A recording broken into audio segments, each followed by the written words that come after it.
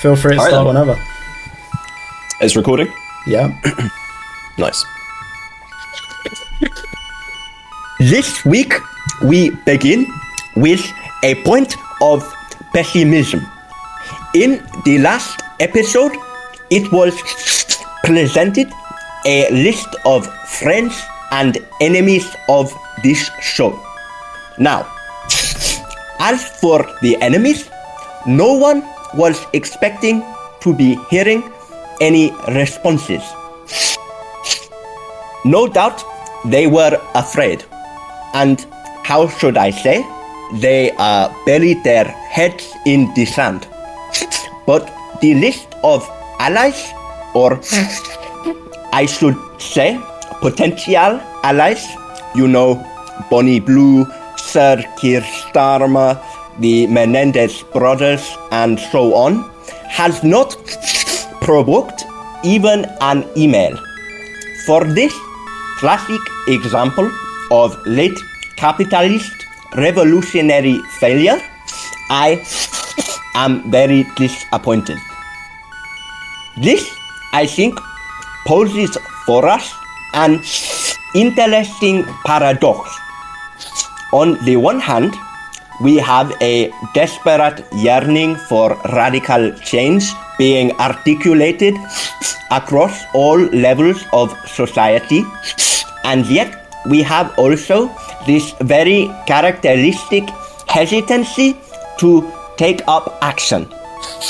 It is a complete inversion of the philosophical vision given in the last thesis on Feuerbach. The philosophers must change the world and so on. You will know this, I am sure. But what we have here is a kind of radical inaction, which can only be explained, I think, by Lacan. The register of the real is in our time too great to ignore, yet at the same time too horrific to acknowledge.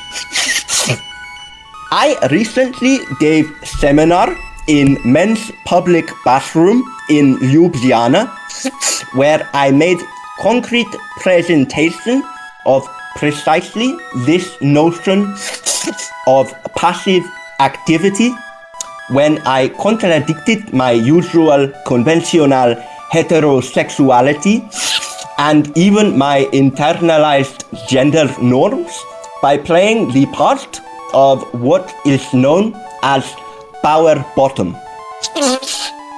Obviously, I am old, but this did not pose any hindrance because my age only served to further this confrontation with the real in contradicting, you know, this crude notion that only the twink can play such a passive role. Suffice to say, by entering this taboo within taboo, I exhausted every attendee. In addition, I then proceeded to, in an attempt to further my public intellectual credentials, I proceeded to upload this seminar onto my new OnlyFans account. This had brought me to a further confrontation with the real, which on this occasion manifested in the form of a visit from my wife's lawyers, who then proceeded to serve me with divorce papers, claims for damages on account of psychological distress, and so on. I apologize, oh my God, for this lengthy digression, and I now present to you the second episode of God Worshipping Society, and so on.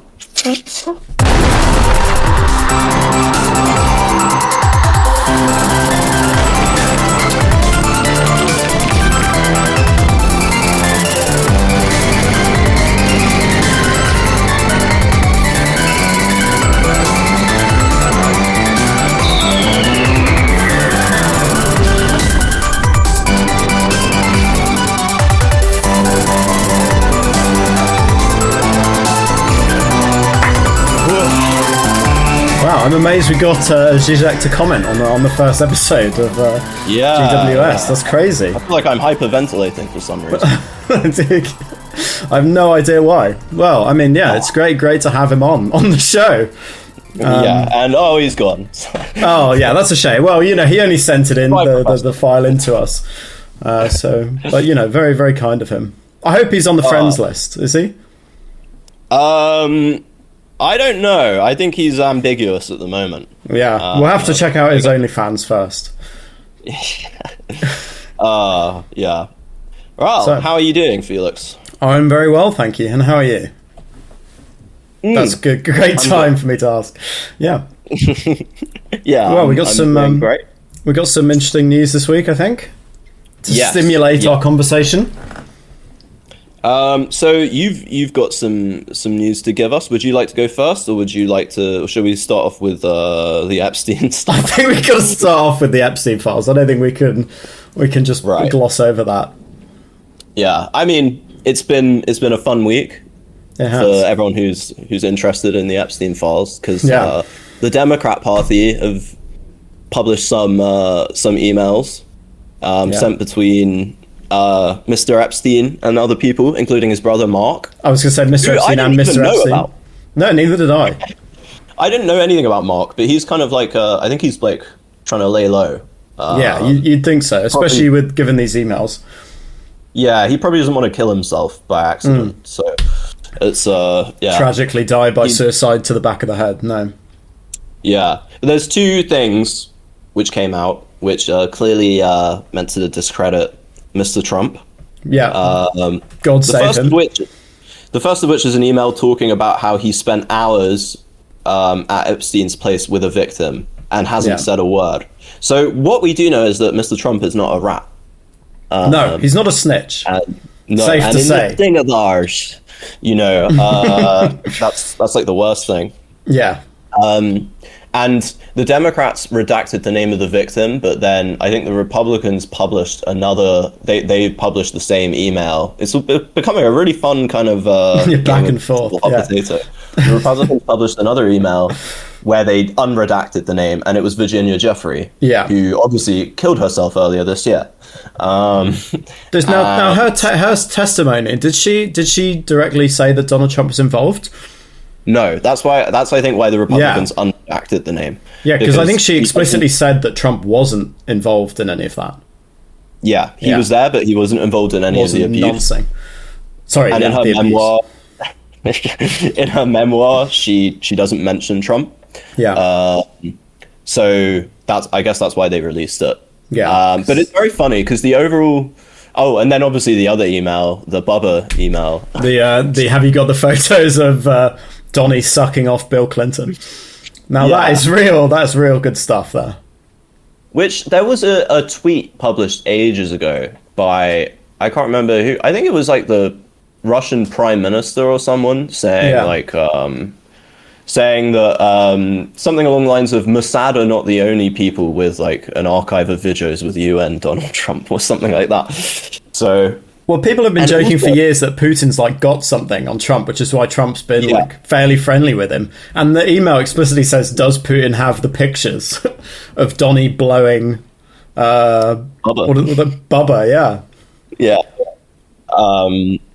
Yeah. What was I going to say? There was I don't know. Anyway, so we got that. Bubba is supposedly Bill Clinton. Or apparently Ghislaine Maxwell's horse was also nicknamed Bubba, allegedly. Could you even go down on a horse? I mean... Yeah, you probably could. It might be hard. I don't know how old would Donald Trump be in whenever this... the early 2000s? He must have been, like 60? Yeah, he was a bit more slender and limber. He could easily get down under there, throw himself. Yeah, he was young, dumb, and full of cum. Horse cum. Yeah, how utterly awful. I don't know which one's funnier, Trump doing bestiality or basically taking on the role of Monica Lewinsky. I think if it was Bill Clinton, it's way funnier. Because the horse is so outrageous that it would become a joke. Whereas Bill Clinton, it's like it's just perfect if Donald Trump actually blew Bill Clinton. Well, we were saying before, it would add a whole new kind of dimension of meaning to the 2016 election. Yeah. Hillary, no wonder Hillary hated him. Because Bill never let her go down on him, I guess. Yeah, well, he was getting it elsewhere. Yeah, from a 19-year-old intern. And also from a New York real estate magnate.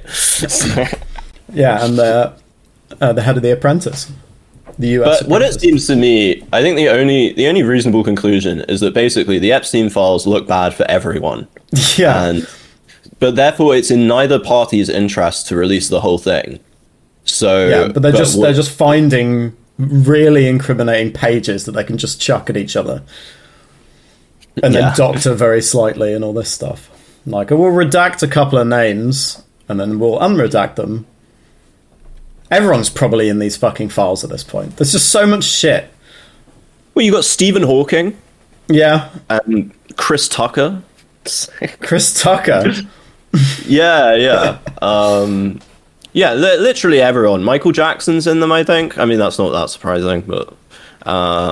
Prince Andrew was... What's going on there? Did he definitely nonce on Virginia Giuffre? Yeah, I think it's like... She testified against him, right? Or did she not? Yes. I can't remember who. She accused him. She did accuse him, yeah. She accused him, and Andrew was so wound up in all of it. Did I call him Prince Andrew? You did, yeah. Oh, fuck. What's his name? Andrew Mountbatten Windsor. Andrew Mountbatten Windsor. Hyphen Windsor. Yeah. That's very important that we get a hyphen in there. It's like Spider-Man.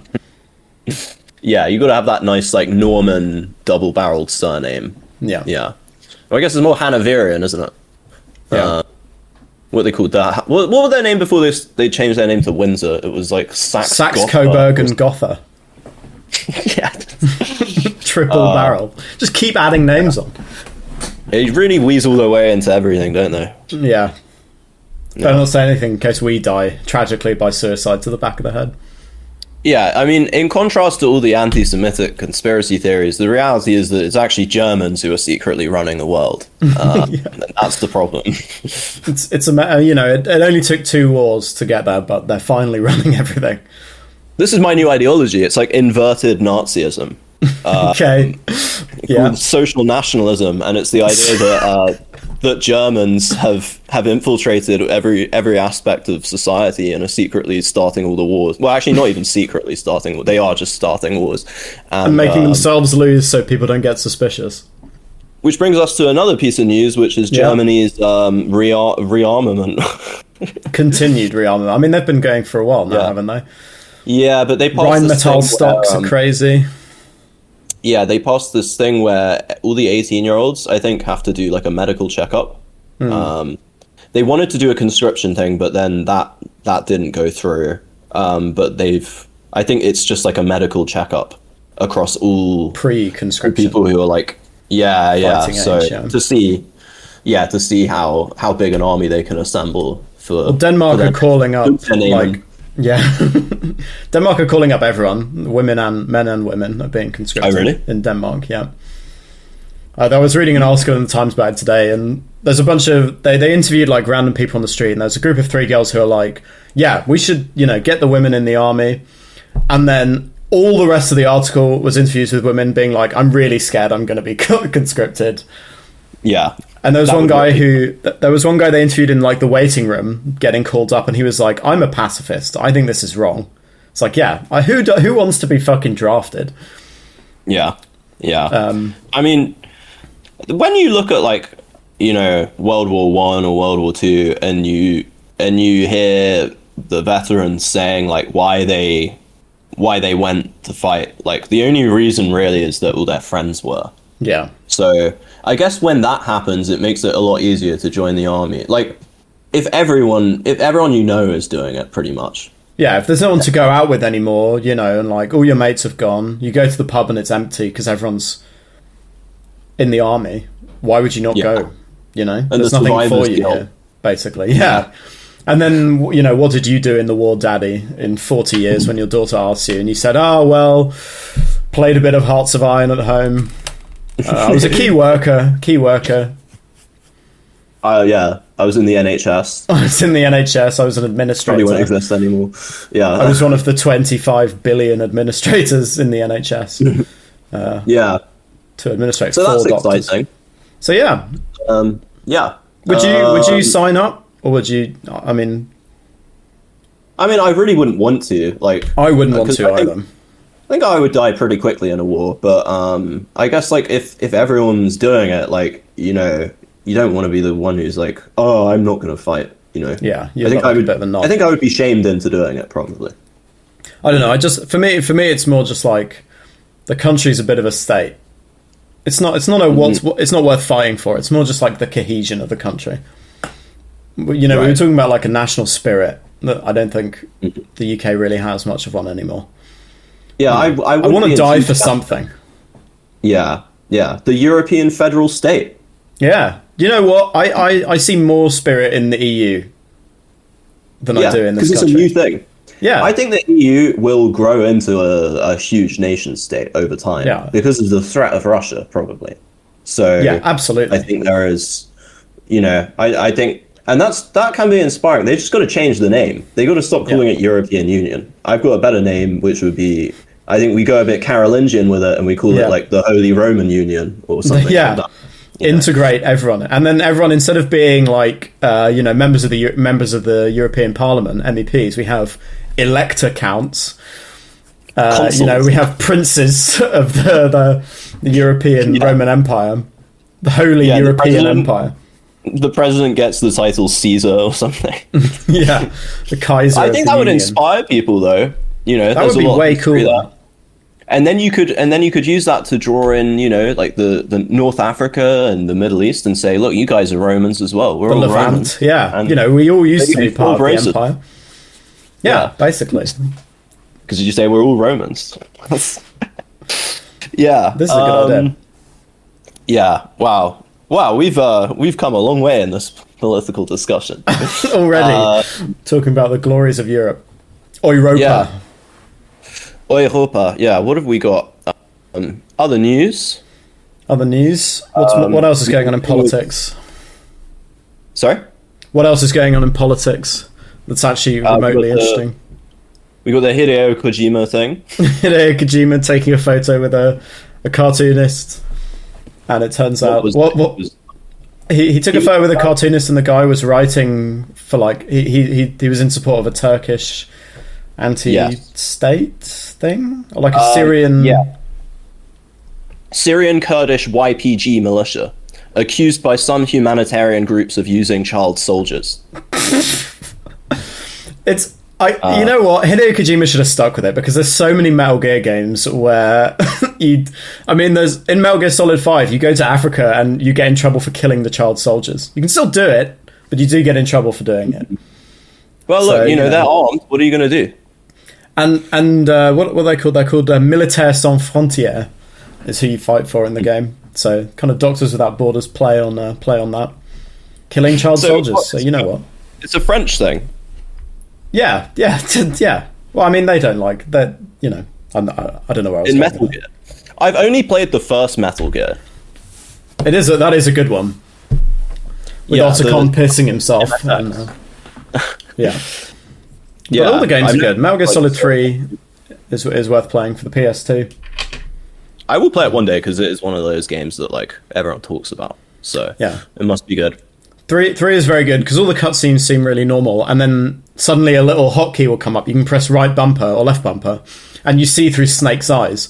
And there's a bit where this female like counter, like a double agent, is talking to him, and she unzips her boiler suit that she's been riding her motorbike on.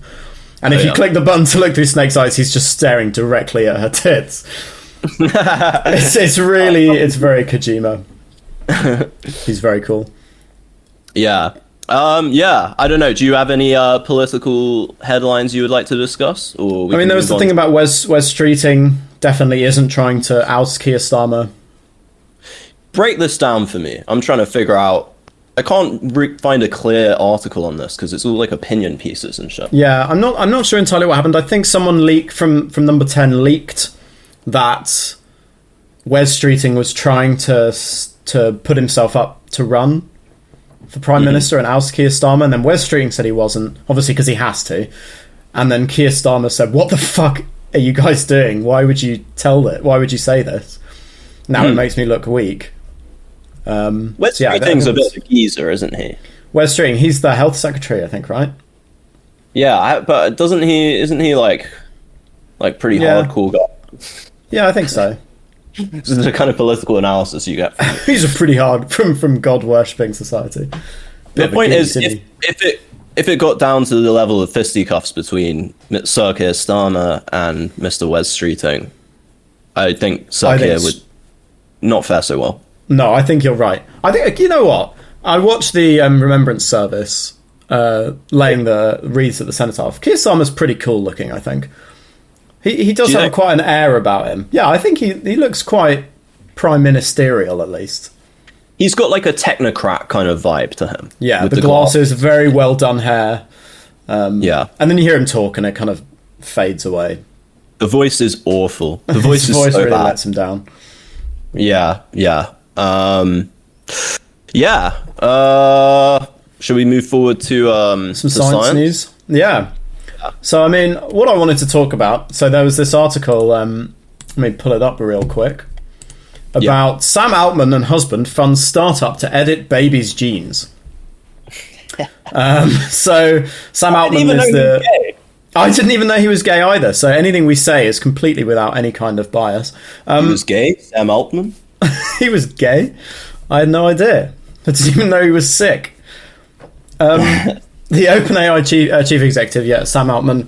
So they're funding a controversial startup exploring the genetic engineering of babies to eliminate hereditary diseases. Now, the bottom of this Times article, controversially, does have a point about a Chinese scientist who was jailed for genetically editing embryos to give them protection against AIDS and HIV. I don't know why they would include that in this article, but I don't know. What do you think about this sort of thing? Genetically engineering baby embryos, hereditary disease. This is the thing.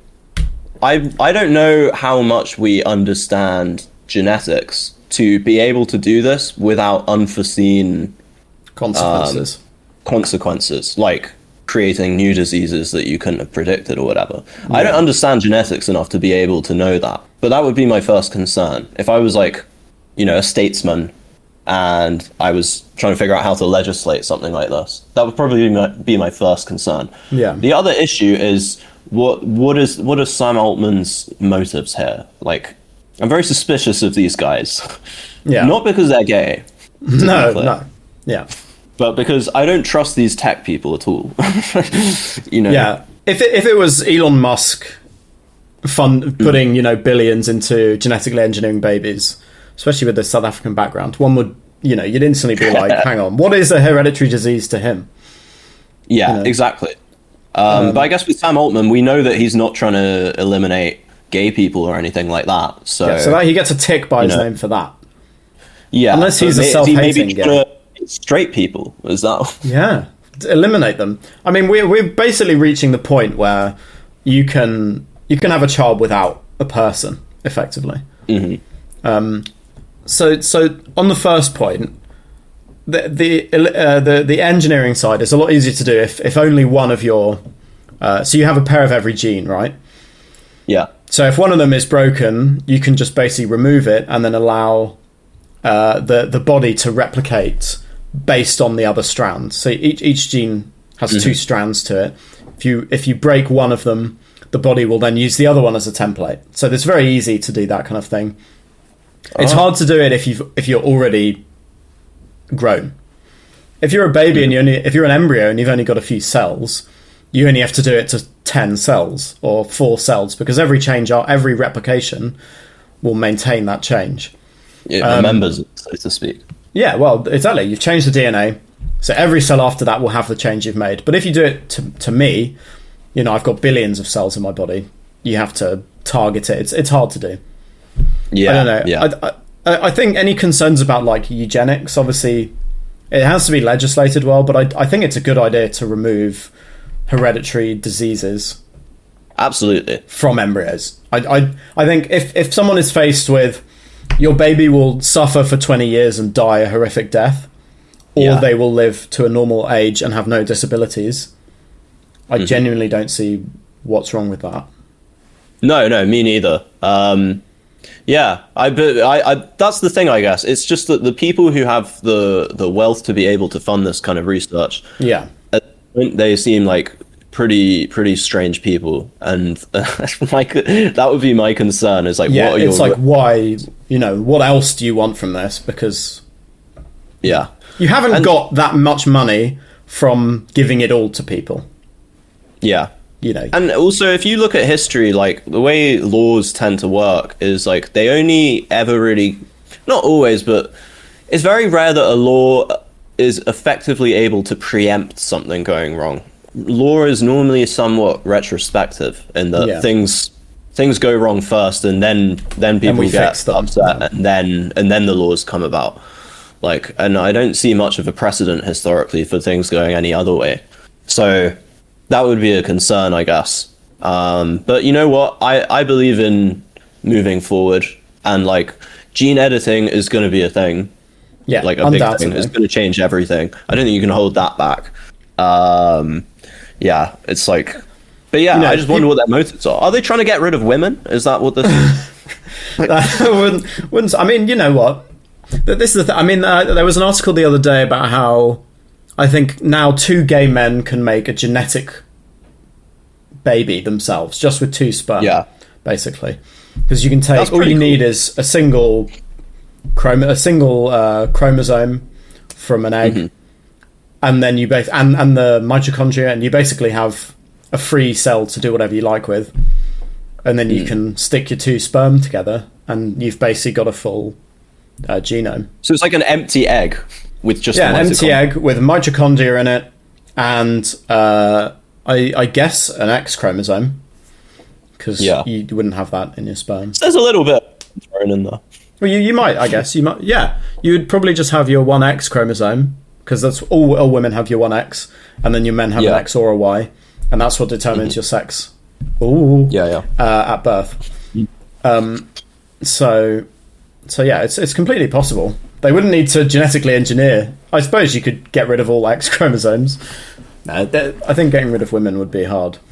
Coming at it from a purely academic point of view, you're getting rid of women. Well, I mean, they would complain so much. It would just be. It wouldn't be worth that. It would be exhausting.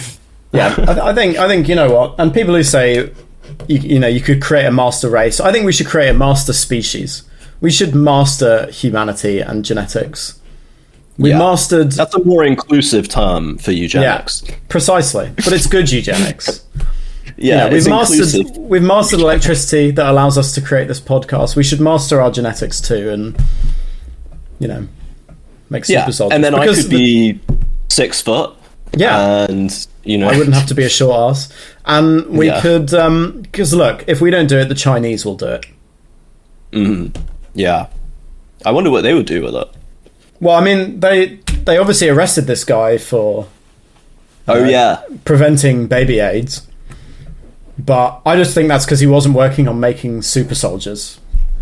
Probably, yeah. They're definitely this is a misapplication of resources. Yeah, stop this. There's no gay people in China. There's no AIDS in China. There's no COVID. And there's no persecution. No, and there's nothing is happening. Nothing's ever happened in Tiananmen Square. No. And I mean, what even is that? I've never even heard of that place. Well, it's a beautiful square where nothing happens. Where nothing happens. Yeah. I think it's in Beijing. I don't actually know. I would assume it's in Beijing. You'd think so. My knowledge of geography is pretty poor. Yeah. So what else has been going on in the science news? Let's have a look. Obviously, we can talk about some lighter stuff. The VR game that lets you explore the Nutty Putty cave. Oh, yeah. Well, this is what I was looking at last night, basically. So, to give the audience a quick rundown, back in 2009, a guy in Utah, he was a 26-year-old who had a newborn baby and a wife. He decided to go into this cave that was a popular cave for cavers to cave in. And it's a nightmare cave full of very narrow tunnels. And what happened is he took a wrong turn and he ended up in like an uncharted area of the cave. And he thought that if he kept going down this extremely narrow tunnel, it would open up and then he'd be able to turn around and come back out, because he thought he was in a different part of the cave where that was possible. And he was wrong, and it was just a very narrow dead end. And so he basically got stuck in there, and then after like over a day of being in there and people trying to get him out, he died. And then they sealed off the cave. They couldn't get his body out, so they just poured concrete into the cave and they sealed it off. And then, but this is the funny thing, is afterwards this is the funny bit. Yeah, they go on. started trying to break into the property. They were already angry that they weren't allowed to go caving in there anymore. And and they were like, they had Facebook groups to like petition to like keep it open and stuff. And it's like, what? You people are insane. First of all, you're insane for wanting to go into this cave. And then second of all, you're insane to want to go into the cave after a guy has died in there. And even worse, his body is still in there. So this is like a haunted cave that you're trying to get into. At this point, it's tomb raiding, isn't it? Yeah, this is the most insane hobby I've heard about. I don't know why the hell you would want to do it. Like, if I just had a newborn baby, I'm not trying to blame the guy. May his soul rest in peace for an eternity. But it's pretty poor judgment. Let's say. I wouldn't, if I just had a newborn baby, I'm about to turn 26, and a wife, I wouldn't think, oh, I'm going to crawl into this fucking cave, which is like a maze. And this cave had been shut off for like 3 years before. So like it was known to be very dangerous because a bunch of people had got stuck in there and actually had been saved in the past.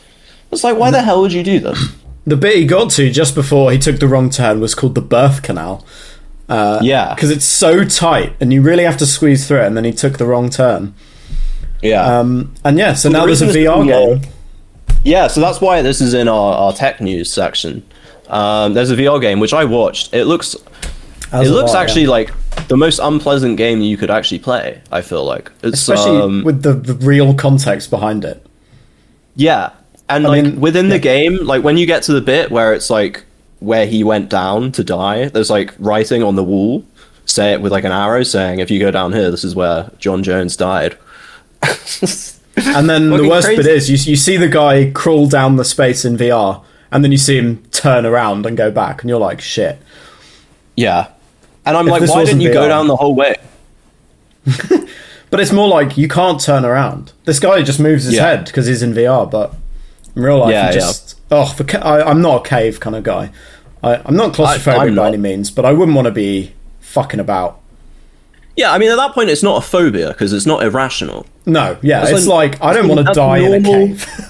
Yeah, it's a normal, healthy response to being in deep underground in an extremely narrow space with an extremely high likelihood of you fucking dying. That's not a phobia. There's quite a distinct terror knowing that even with all these people trying to help, there's nothing you can do because you're like, 150 meters underground through tiny little holes. Like, you're just fucked. There must be a better hobby, like, for those people. Build some airfix. Do something. Go rock climbing. Stay on the outside of the cave, Yeah. Like, do some heights water sports. Are a lot less scary, I would say. Yeah, I don't mind heights. I'd rather be somewhere up high than... Oh, would I? No, yeah, I think I would. Yeah, you would. Yeah. Because you have the freedom to move, at least. And the freedom to get a parachute. Even if you're just, And I feel like falling from a very tall height, that would be like a more... graceful. It's more graceful and more instantaneous. Rather than dying like a rat, basically. Yeah, stuck. That's so horrible. Yeah. So that's the light-hearted bit of the news.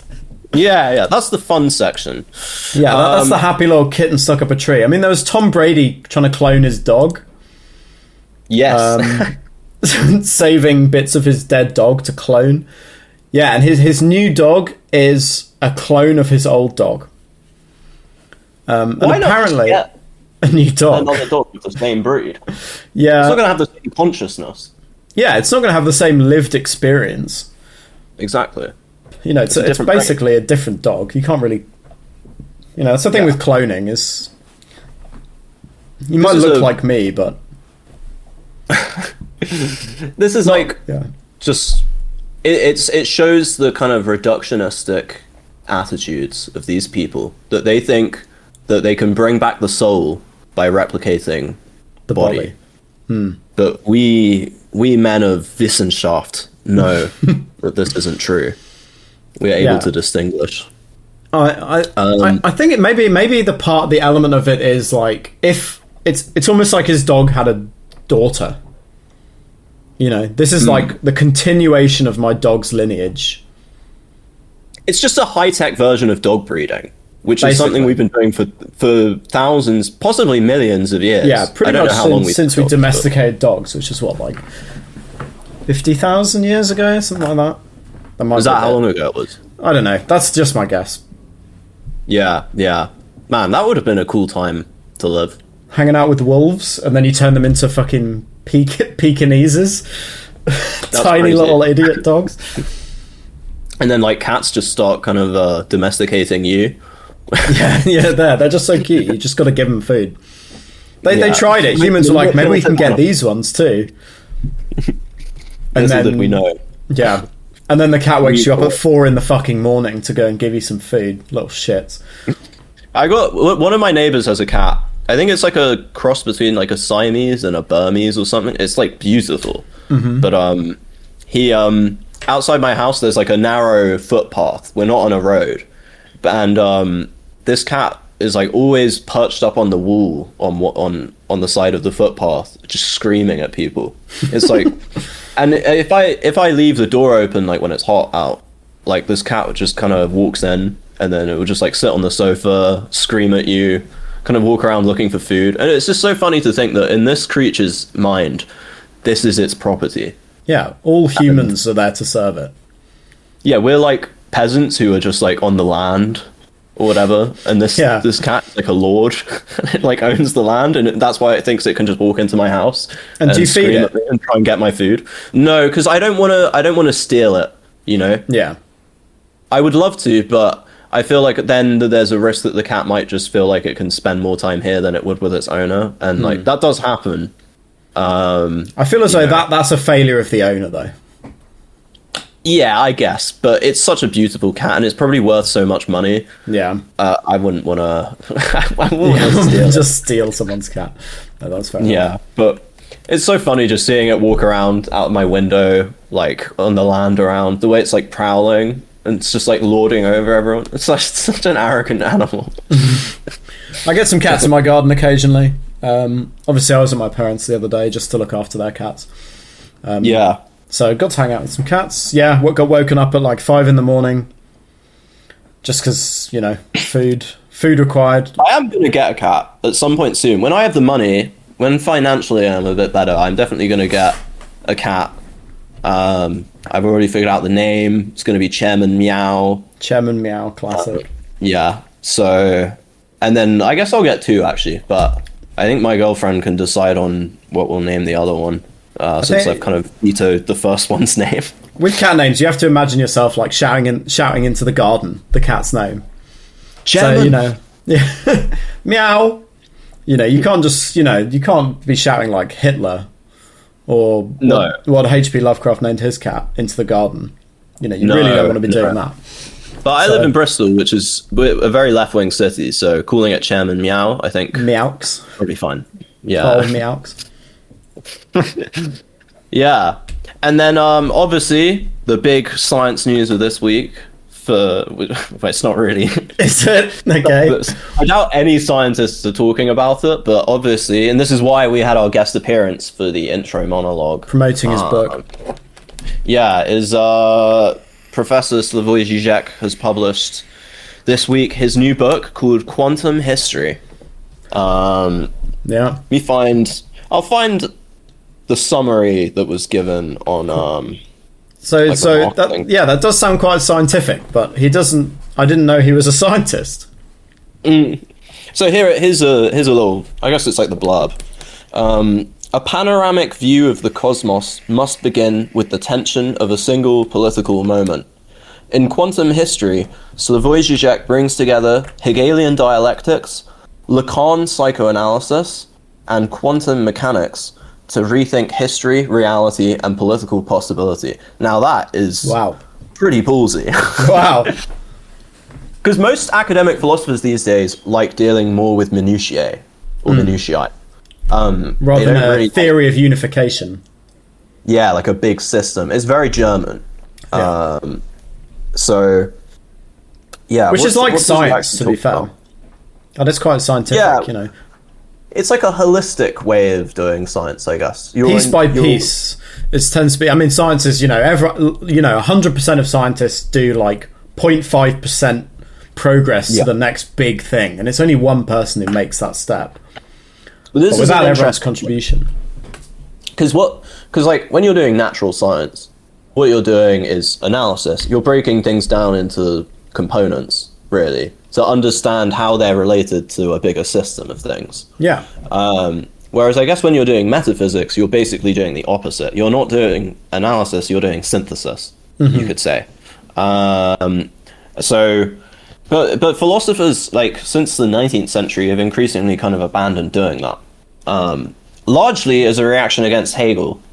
So it's interesting now that people like Zizek are almost returning to that more kind of systematic approach. It sounds very ambitious. I don't know how effective this is, though. The problem is, quantum physics has become such a trendy thing. Yeah. And it's so vulnerable to misinterpretations in like popular culture. Yeah, because it's so strange. It's magic, basically. People want to know about magic, and it becomes pop science. But real quantum physics is fucking boring. Like, it's just numbers and predictions, and yeah, exactly. Yeah, it's the same as dark matter. Like, dark matter sounds really cool, but it's just matter that doesn't interact with light. Like, it's really not that. It's weird. So whenever I hear a metaphysician talking about, quantum physics, I am immediately suspicious, because there's just so much that it seems so hacky as soon as I start hearing about it. Yeah. I'm like, but at the same time, I really despise positivism, and I despise this attitude of like, basically just denying the validity of any kind of metaphysical concepts. Yeah, so positivism is only what you can see and prove. Nothing else matters, the gap basically. Gaps. It's the gap of the gaps. That's the best way to talk about it. But basically, so if you're talking about logical positivism, which is really old, and I don't think it's very widely, it's not very highly regarded these days, but back in the kind of early to mid 20th century, it was like a very powerful force in philosophy. But the logical positivism is basically just a modern presentation of what David Hume said. So it's very simple. The idea is that there's only two ways we can get knowledge. One is through empirical verification, and the other is through tautology, essentially. So according to this, mathematics would just be tautological. The problem with it is that assertion itself is neither empirically verifiable nor tautological. So the whole kind of thing is paradoxical in a sense. It kind of undermines itself. Yeah. Which I guess is why it's not taken very seriously anymore. But I think it's weird because philosophers have kind of moved on a lot from that. But I think a lot of physicists haven't really. And I guess because the reason why physicists like it so much, I think, I'm just being cynical, but it's because it gives physics a preeminence above any other science, or it gives natural science, so it basically destroys philosophy, because it's most of philosophy has been metaphysics, really, and if you're a positivist, you just don't accept any kind of metaphysics. Yeah. The problem is, though, you have to invoke metaphysical ideas in order to be able to deny metaphysics. That's my opinion. So it's all kind of paradoxical. I think physics is one of the more interesting pop science topics because you can, on a clear night, you can see the stars. What the hell's going on there? You know, you can get a telescope or a pair of binoculars and see the stars. And black holes, there's a lot more science fiction films capture the public interest, particularly in the sort of space side of things. Yeah. And I think biology and chemistry kind of gets undersold. You know, you can, you know, if you've got a pet, you know, you can watch the pet eat and shit. I guess that's kind of biology. But it's not as interesting as black holes or... Yeah. I mean, biology is the interesting one because I think it's a lot more metaphysical than, say, physics or chemistry. Yeah. Because, I mean, when we're talking about organisms, that you can't really... There's no physical kind of definition of an organism, I don't think. It's a purposive kind of concept. You know, you're talking about an organism is a whole because the organs of which it's composed have a unified purpose. They have a common purpose. So you are invoking teleology to some extent as soon as you start talking about animals and plants and so on. Or even when you're you know, if you're looking at physiology and you're trying to understand what the role of an individual organ is, you know, it's a systematic role. So whereas in physics you don't have that. So biology is viewing reality at a higher level of abstraction, or lower, depending on what your kind of overall worldview is. In order to explain life. So life itself is like a bizarre idea, really, when you start thinking about it. Yeah, I mean, it's chemistry doing itself, basically. Like, it's... Yeah. This is why I was so interested in biology when I was younger and wanted to keep studying it. I mean, you look at how cells work and proteins, and, I mean, there's some molecular machinery that the body makes of its own. I mean, you've got motor proteins that will walk themselves up cells. Walk themselves up scaffolding in cells, literally walking one foot after another. Nature's just come about. And you know what, I can give credit to some people who say, well, you know, there must be an intelligent designer here. Like, some of this stuff is amazing. I mean, I don't think that's true, but I can see how easy it is to fall into that understanding. Now, you mentioned something about Sabine Hossenfelder, didn't you? Oh, yeah. Well, she's kind of a good example of that positivist tendency, I think. Yeah. Okay. Because I remember the first time I ever found out about her was probably like 5 years ago or so, when I saw a video of her on YouTube basically explaining why there's no such thing as free will. Right. And her explanation for why there isn't any free will is that we can't find, like... It was basically, I mean, I'm massively simplifying it, but what she was saying was that there's no way to prove free will within physics. You know, it's not a physical concept, therefore it doesn't exist. And it's like, okay, so what you're saying is, I'm going to assume that the only level of abstraction that is real is physics, you know, is the physical world, or the empirical world, and then that allows me to deny free will. But it's like, well, that just follows logically from your premise. Like, you don't even have to say we can't find it within the physical realm in order for your argument to hold. Because what you're basically saying is there is no such thing as free will, therefore there is no free will. Like, it's actually a really... Free will can't exist, therefore there is no free will. Yeah, it's basically saying, like, I don't believe that there are any, you know, metaphysical concepts, you know... I guess another way of saying it is like, oh, well, if we look at reality in a non-metaphysical way, then metaphysics doesn't hold. And it's like, well, yeah, because you've already reduced it away in your assumptions. This is just it's not a good argument. You know, it sucks. And she was saying it in this incredibly arrogant tone that was so off-putting.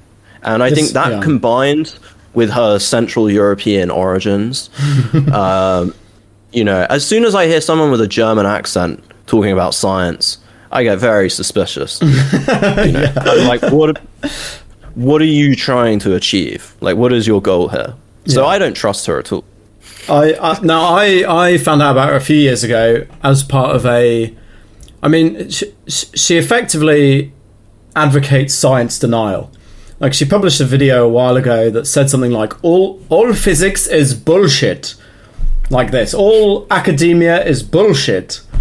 And after that, I really cannot stand the woman at all. It's really dangerous anti-science bait, basically. It's like the gateway drug into science denial. It's like she's a published scientist, and then she proceeds to say that academia is communism, which is like just it's just dog whistling people who are ready for this kind of thing. And then from there,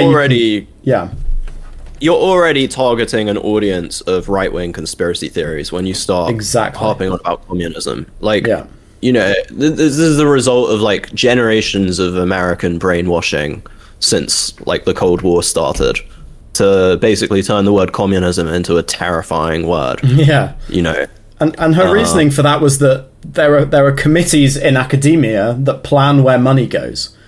So therefore, it's a planned economy, which is communism. That was what she wants. So she wants scientific research to be directed entirely by market forces, which just defeats the point. I mean, science should be done in the public interest, basically. Like, I think there's obviously an element of industry. If you fund scientific research, sure, but public institutions that are funded publicly should be in the public interest. And also, it rests on I'm going to get slightly Marxist here, not that I am a communist, but like, it rests on a false dichotomy of like the state and the market. And the reality is, when you think about it, like, a lot of the state's activities are themselves directed by not necessarily market forces, but directed by people who have a preeminent kind of position within the market order. I.e. capitalists. So this whole idea that, like, the state is bad, markets are good, it's like, well, really, they're a lot more kind of interconnected than you think, than you might think. So it's kind of a meaningless dualism anyway. But I think you can explain what she's doing very cynically, because academia, it's the same thing we were talking about like Avi Loeb last week. Yes. Academia doesn't pay well. No. And the work is probably really grueling, especially if you're doing like theoretical physics. It's like, and I'm sure that does produce a lot of bullshit papers. This is the other thing. I'm not like really pro academia, like, I think there are a lot of problems with the way academia works today. My experience comes more from social sciences. I've read a lot of like economics papers that get published in journals. That is mostly bullshit. Like, the stuff you see in like social science, it's like complete bullshit. And I'm not saying that from a positivist kind of perspective. I'm not saying like social science is pointless and meaningless. I'm saying it from the perspective of I think the social sciences are underdeveloped, and that's why. And the reason they're underdeveloped is because they are much more susceptible to political influence inherently, because they're mostly political subjects. Yeah, exactly. So I think it's good to have a lot of reservations about academia and to be very cynical about it, whatever. But the way people like her are going about it, like, what they're proposing doesn't solve any of the problems. And it's actually going in the wrong direction, essentially. Yeah, I mean, she's basically coming at it in a, hey, you don't trust scientists because it's communism. I mean, obviously, from a natural science point of view, the papers are very rigorously reviewed. I mean, there are problems with academia. Yes, it's absolutely grueling. You have to have a certain number of grants and a certain number of papers published per year, which probably doesn't help.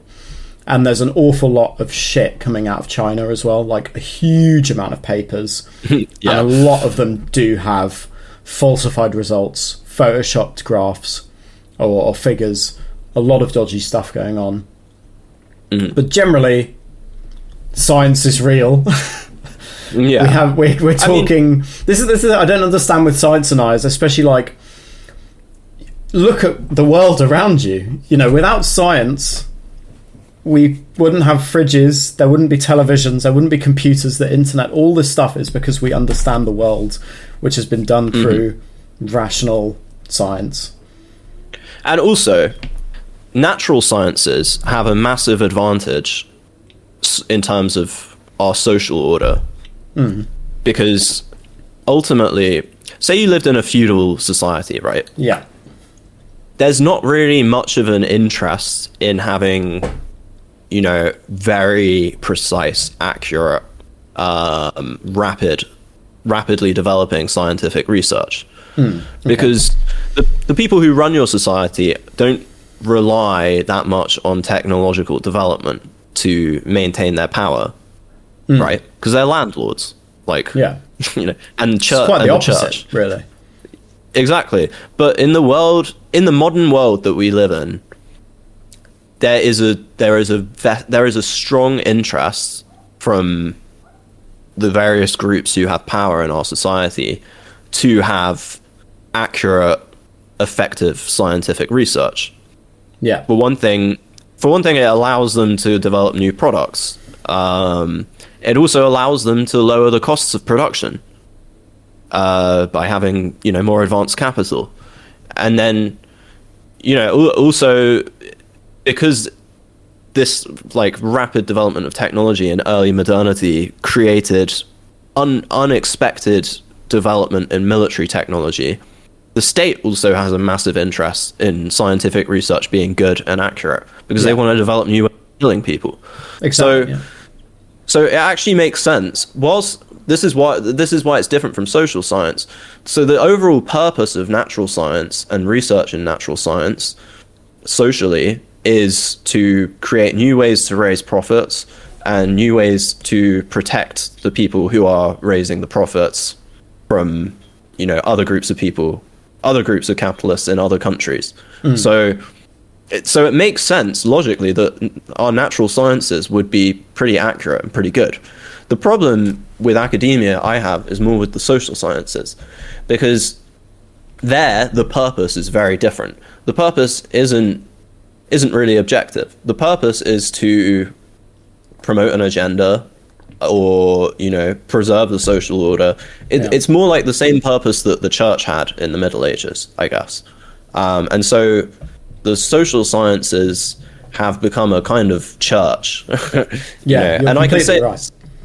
I can say this with confidence, having read a lot of this stuff. But it's interesting actually comparing Hossenfelder to Zizek, two very different people. Although they were both at like a big interview / talk recently with Roger Penrose as well. So it was weird seeing them together. I was going to say, I didn't realize Sabine was so into this like more philosophical aspect of things. Yeah, well, the talk was about quantum physics. Oh, okay. And Zizek she's a pop scientist communicator at this point. And science than I am. There's so much more money to do that. Yeah, absolutely.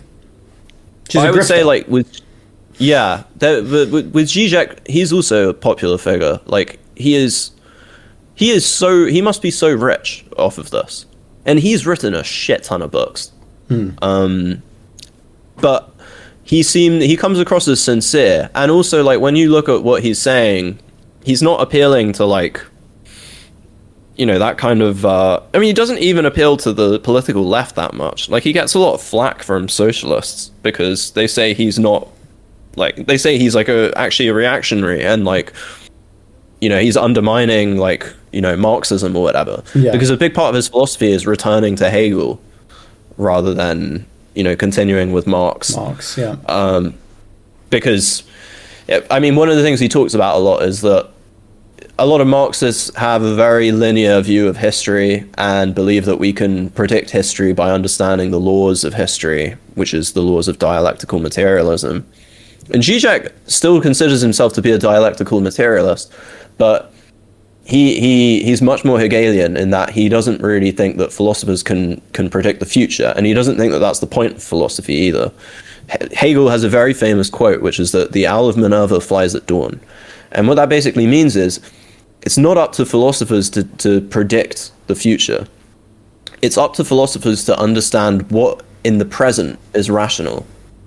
And, and also to figure out where the contradictions of the present society and the present world lie. So Zizek's much more like a Hegelian in that sense. And obviously that annoys a lot of people on the left. So, I mean, the point I'm making is that Zizek has managed to carve out a space for himself as like a popular figure who's an academic as well, who, is successful, is famous, but it doesn't seem like he's a shill, basically. Yeah. Whereas it's definitely when you hear someone like Sabine Hossenfelder talking, it's very clear that they are looking for shilling opportunities. Absolutely. It's definitely grifting. It's really cynical. And to Zizek's credit, it doesn't, it doesn't seem like that. I mean, it's a lot easier to get money from people who pay you to spew bullshit. Yeah. As someone with a decent academic background than to... I mean, because that requires you basically to betray your... It's just giving up... it's not good. You're betraying your own... What your entire career, effectively. Yeah. Unless you really don't care. I have reservations about Zizek, like, especially with this quantum stuff. I actually think it's probably just bad for philosophers to talk about this stuff. I mean, no, I think philosophers should talk about natural science. But I'm very suspicious of it. I think it's a really tricky area to go into. It's easy to get things wrong. And without doing maths to prove certain things, it's interesting to speculate about. I mean, there's plenty of interesting quantum experiments that have been done that can be postulated about. But I think the answers will come from science. Science. I think what philosophers can do with natural science is something that natural scientists can't do. Because if you look at what natural scientists do, they study nature, but they're not studying nature as a whole or as an ideal concept. They're studying nature in terms of the components of nature, individual things. They're analyzing nature. They're not synthesizing nature. To go back to the terminology I used earlier. And so I think philosophers have an important place in discussing nature as a whole and trying to understand what nature is or define it. And obviously, to do that, you have to be able to draw on natural science.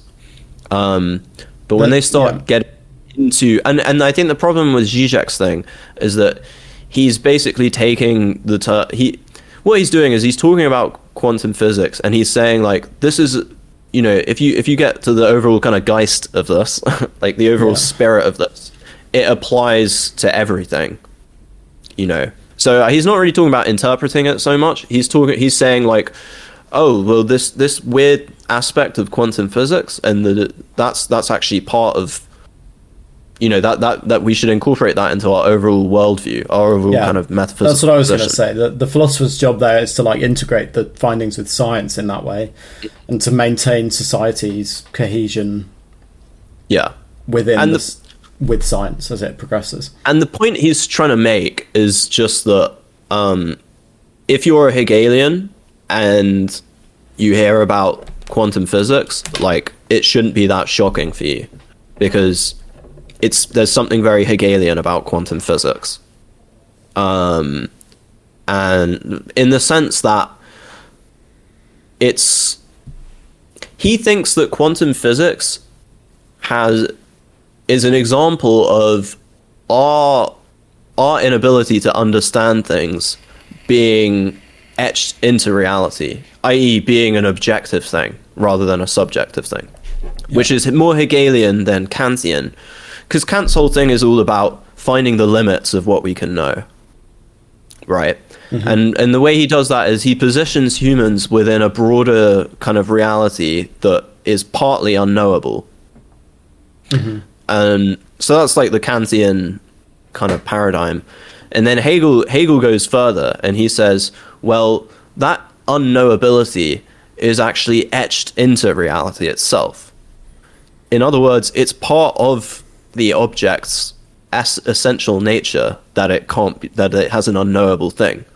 So he takes the unknowability out of the human mind and puts it into reality itself. Yeah. Which is really clever. Yeah, definitely. And so that when you think about that, it becomes quite clear why Zizek's talking about quantum physics, because, you know, it creates these like gaps that are, you know, really hard to fill in. And so what's the book called again? Quantum History. This isn't the first time he's talked about this, though. His magnum opus is a book that came out in, I think, 2013 called Less Than Nothing, which I've read some of. It's like 1,000 pages long, though. Okay. But there's another reason he talks about quantum physics, which is that he is very influenced by Lacanian psychoanalysis, and a big part of Lacanian psychoanalysis is this idea of like retroactivity. It's the idea that events happen, and then subsequent events happen that determine the meaning of the first events from a psychoanalytic perspective. And so what it means is that from a psychic perspective, like time is not as straightforward as it seems. So there are obvious like physical implications to that. I would say psychoanalysis gets really hacky though. Lacan is actually such a funny guy. He was this French psychoanalyst who was people call him the shrink from hell, because he was like, you really wouldn't want him as a therapist. To give you a good idea of how insane Lacan was. Yeah. He always sped when he drove. He was always speeding. Yeah. And if he was a passenger in a car, he would always run red lights as well. And if he was in the passenger seat and someone else was driving and they got to a red light and they stopped, he would get out of the car and just start walking along the pavement forward to get ahead. And then the car would have to come and pick him up. Oh my God, yeah. Nightmare. So that's the kind of guy he was. He would have sex with his patients. And his main... Was he French? Main kind of... Yeah. Oh, very French. Oh, yeah. I was going to say, I can tell. But his main innovation was something called the variable length session. So in traditional psychoanalysis, sessions with the analysand or the patient always meant to last around 50 minutes. Right. And Lacan said, no, we're not going to do that anymore. The session can last as long as the analyst decides. Which, you know, kind of makes sense, because you're thinking like, oh, okay, well, if it's working, if they're trying. Yeah. But actually what it meant for Lacan was that he was able to have about 10 sessions within the same amount of time that other analysts would have one. And he got minted. I was going to say, does it come down to money by any chance?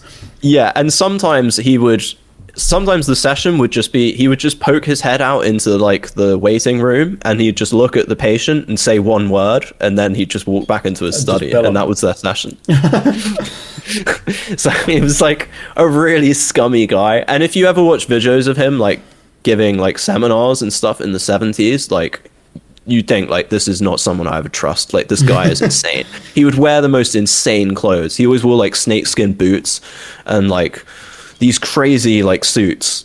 You know, he's like, if you think Jordan Peterson is like, you know, a wacky psychologist, wait till you meet Lacan.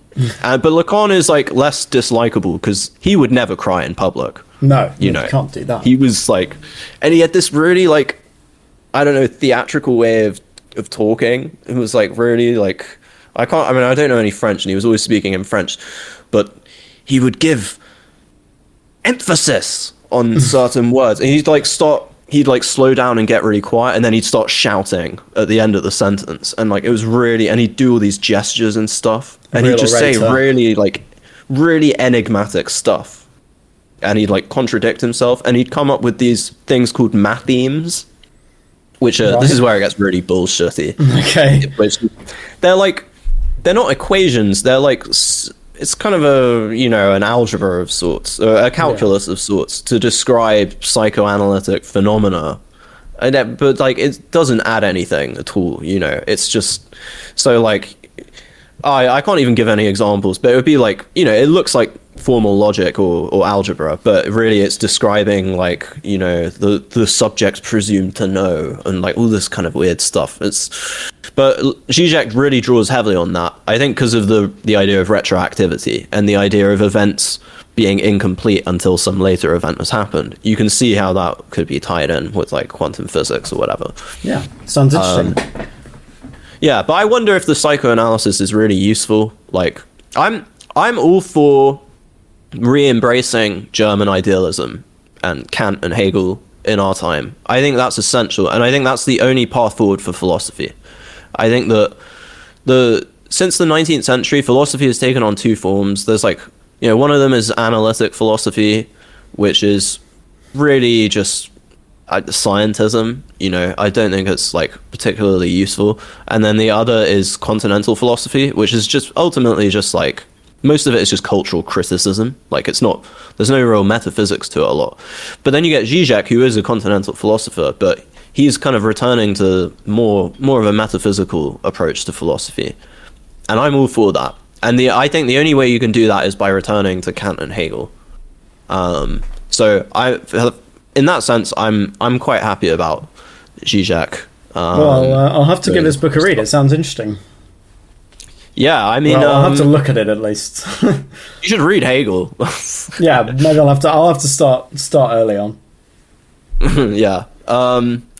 Yeah, but that's it's promising. Yeah. I'm looking forward to it. I think ultimately the future of science, I think that we're to assume that the kind of paradigm of science that we've got now with natural science, to assume that that's just kind of, that's it and we've figured it out. I think that is, I'm sure that medieval scholastic theologians felt the exact same way. And obviously what we've got now is an improvement on that. Mm-hmm. But I think the method can greatly change, and it will have to, probably. And I think that the emphasis on natural science will shift. I think natural science will increasingly, you know, I mean, there's so much of a focus nowadays on computation and stuff. So, you know, and artificial intelligence, I think that's a sign that philosophy of mind and philosophy of nature will probably start to look a lot more alike. Yeah. And, you know, I think we'll see a lot of change in that regard in this century, which is exciting. Yeah, well, you know, just have to wait and see. It'll make it a lot more meaningful. Yeah, and I think it will worship society all throughout that. Worship the idea, yeah. Yeah. Yeah. So that's what's been going on in my mind. Obviously, a bit of a slow news week. Took up some time with Zizek. Well, I had a flu all week, you know. Yeah. So it was. I seem to be over that now, though, which is nice. Which is a shame, because my sniffling would have been so much better if I was like really ill. So much more real.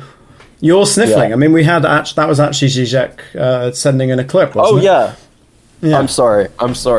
Yeah, the audience are like our children, and you know how like you can't tell your kids that Santa doesn't exist and stuff like that. We can't tell them Zizek's not real. Yeah, we can't break the fourth wall in that sense. Well, yeah, very good. Exciting times. How long have we been doing this now for? This has been 1 hour and 15 minutes, so I think it's... Wow! Yeah, that was a very academic kind of episode. Yeah. That was a very scholarly episode, which is good, because we are men of science. Yeah, and we'll be looking to do some kind of dialogues about specific subjects as a kind of monthly special, I think we were talking about, so that should be cool. Yeah, I guess what we'll be doing, so the audience understands. We'll have two kinds of episodes. We'll have episodes like this, where we go on a bit more of a deep dive. We'll still cover the news and stuff, but we'll go on more of a deep dive on a particular topic. And then we got other episodes where it won't be anchored around one topic, and I guess there'll be a bit more riffing. Yeah, we'll just riff on the news. And I guess if we get to a point where we have an audience who are actually willing to pay for this shit, then I guess we could make the deep dives like more of like a premium episode. But I think we don't really have an audience right now, so this is pretty premature discussion. We have to think into the future always. So. Yeah, absolutely. But I hope this has been interesting. Yeah, and I hope everyone has a good week.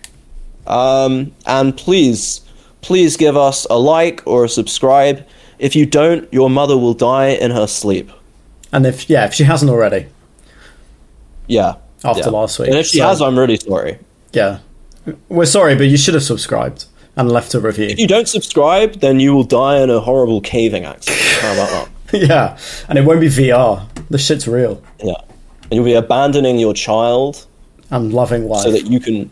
And your wife, so that you can do some kind of insane hobby that involves crawling into tight spaces underground, and then getting stuck in there and having an irretrievable body that becomes part of the rock itself when concrete is poured in, so that you eternally rest in that horrible space you found yourself in. So have a lovely week. Subscribe. Yeah, have a good week, guys. Thank you. Have a good week. Bye.